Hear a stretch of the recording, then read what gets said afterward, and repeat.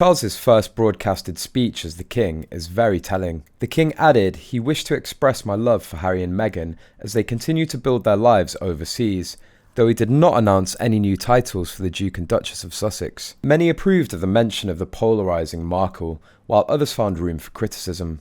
One said, "I think this was the most polite, I don't care what you do, piss off message I've ever seen." Plus the deliberate exclusion of their Duke and Duchess titles. I also want to add that it seemed like he was purposely excluding H&M from the rest of the family in terms of the roles they'll be undertaking moving forward. For example, in reference to William and Catherine, our new Prince and Princess of Wales will, I know, continue to inspire and lead our national conversations, helping to bring the marginal to the centre ground where vital help can be given. However, in the short mention of the duo, the use of the pronouns, their lives, and the word overseas creates a separation between H&M's lives versus the royal families.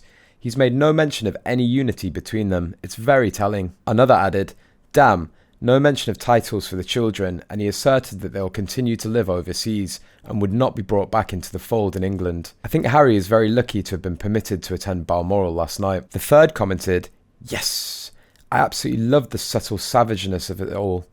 He made sure he was clear that they will have no place in the royal family, no new titles, nor will their kids. They made their bed overseas, and now they can lay in it. And the fact that he called them Harry and Meghan, chef's kiss, no Duke and Duchess of Sussex, showing the royal family don't regard them as such, even if they feel the need to shout their titles to the world. However, one critic wrote, "Did he really not refer to them as the Duke and Duchess of Sussex?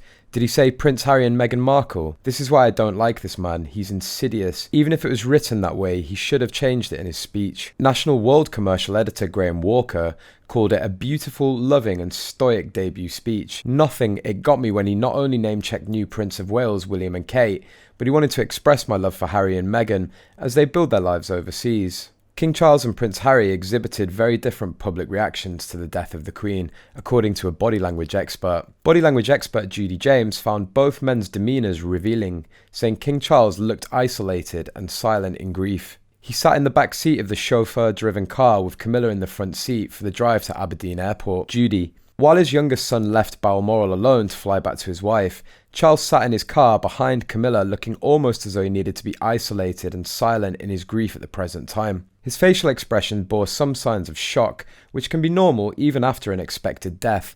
He sits slightly hunched and diminished, and with his steepled brows and his cheeks and mouth pulled back slightly at the corners, his eye expression suggested tearfulness." According to Judy, it was a different story for Prince Harry when he arrived at Aberdeen Airport and looked in need of a conversation and a hug. Harry kindly put a supportive hand on an airport employee before getting on a plane back to London, showing he was still thinking of others in his moment of grief.